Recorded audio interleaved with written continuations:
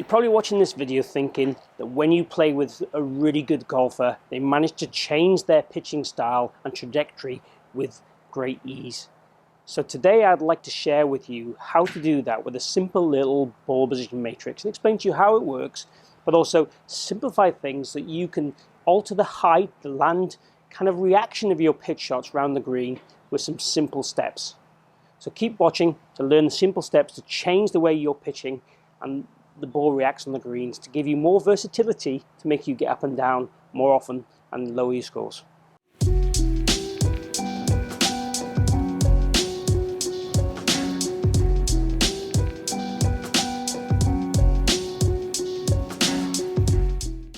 So what we're going to do is talk you through options in ball position, and I've got a 5-ball matrix here to show you, and I'm going to hit some shots with the variance in ball positions and share with you some TrackMan data to give you the idea of how that affects the launch angle and the peak height of the shot, to let you understand then how that will affect it when it lands on the green. Quite simply, I've got 5 golf balls here, and we're going to take a narrowest stance. So basically our stance is going to be the width of the 5 golf balls pretty much.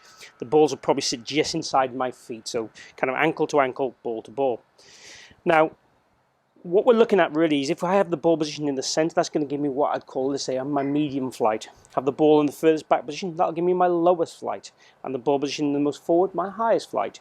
And then I have an option in between to give us difference. What kind of happens if we imagine this hula hoop here, and I take my golf club, that will be the loft I present with the medium ball.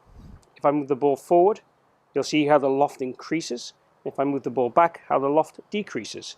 It also will affect my angle of attack, as you see here with this hula hoop. So the more back in the stance, the more down I hit the ball. The more forward in the stance, the more up I hit in the ball. Relatively speaking, it will be shallower. It won't be up on the ball unless it's a long, long way forward. So around about the furthest forward position here, it would be kind of around about a neutral angle of attack in theory. But it's certainly going to give me my highest shot. One thing I need to draw your attention to, with the ball being more forward in the stance, you have to have a good lie to play that shot. Otherwise, the tendency is you're going to hit the ground before the ball, and then you might hit the ball halfway up, or the club might bounce off hard pan, potentially.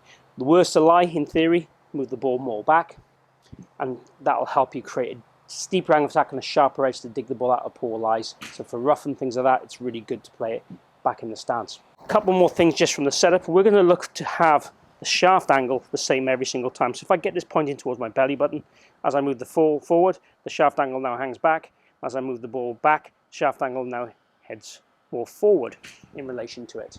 And that helps decrease the static and dynamic loft to give us the different flights.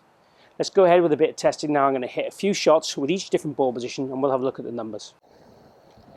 So standard ball position, keeping the length of swing the same for each one.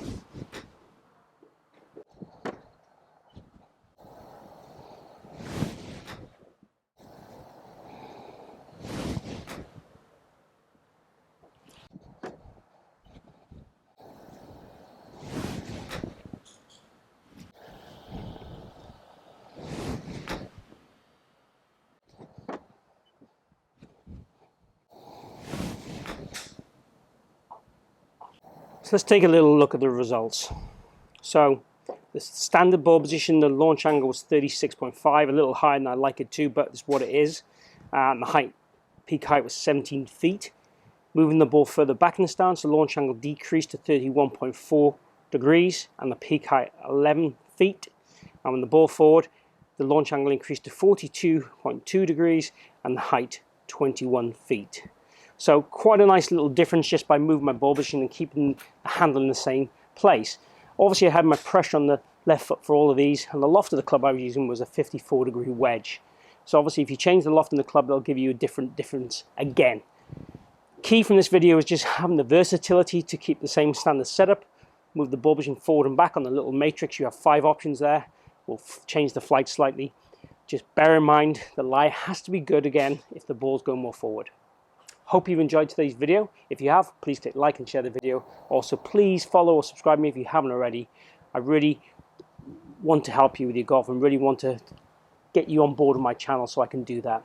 So thank you for watching here today at the Forest of Arden. See you again here soon.